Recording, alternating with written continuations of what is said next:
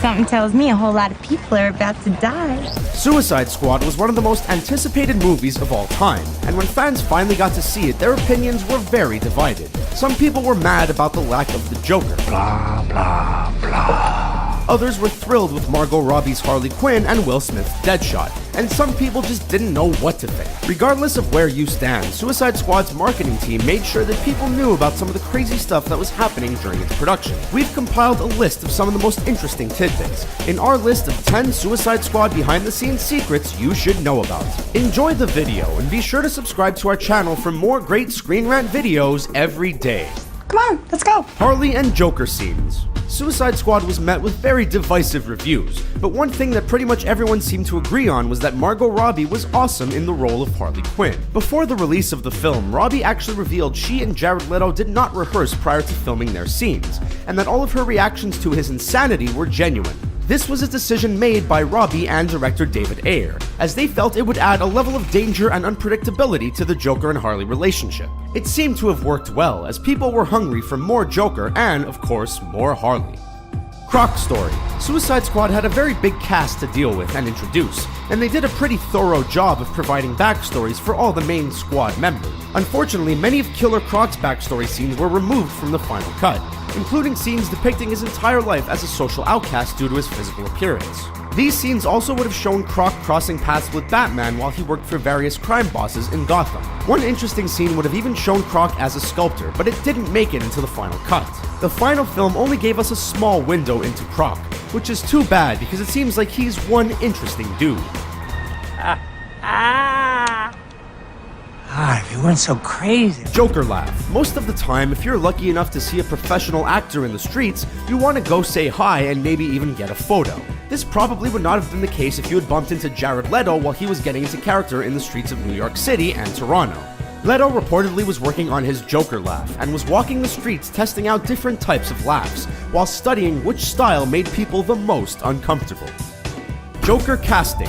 These days, fans follow the production of their favorite movies from the moment they are announced until they finally make it to the big screen. Suicide Squad was no different, as fans of the series stayed informed on everything from reshoots to casting rumors. One thing that was kept rather quiet was that Jared Leto wasn't actually David Ayer's first choice to play the Clown Prince of Gotham. In fact, Ryan Gosling was sought out first for the role of the Joker.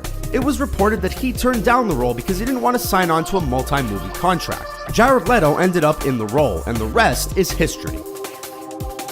Body hair. As one of the many bizarre things Jared Leto did to prepare for his role as the Joker, he also decided to shave his eyebrows in an effort to make him look more deranged. He wasn't the only one who did this for the movie. Coincidentally, Jay Hernandez, who played El Diablo, shaved his eyebrows for his role too, since his character was designed to have no hair on his body. This choice saved Hernandez half an hour a day in the makeup chair. Unfortunately, Adewale Akinnuoye Agbaje wasn't so lucky, as it took the makeup team 5 hours for the prosthetic makeup to be applied to his head each time he needed to shoot a scene. Harley casting. While reading the comic books in preparation to direct the film, David Ayer had Margot Robbie in mind for the role of Harley Quinn. This seemed like a good fit, as she was just coming off the major success of The Wolf of Wall Street and was beginning to shoot up as a bankable star. However, Warner Bros. Offered Emma Roberts the role first, but she turned it down to star in Scream Queens. Some other big actresses such as Alison Brie, Rooney Mara, Olivia Wilde, Emma Watson, Zooey Deschanel, and many more were also considered for the role of Harley Quinn. Ultimately, Ayer got his way and Margot Robbie became an amazing Harley.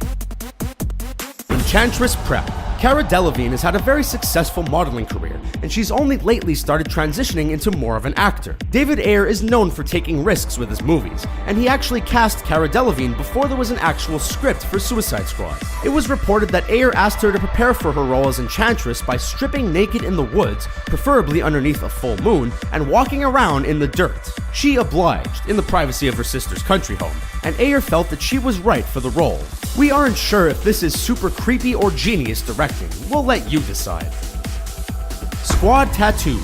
The marketing around Suicide Squad made sure to let fans know the crew of DC criminals really were a solid squad, but it turns out the actors took things one step further.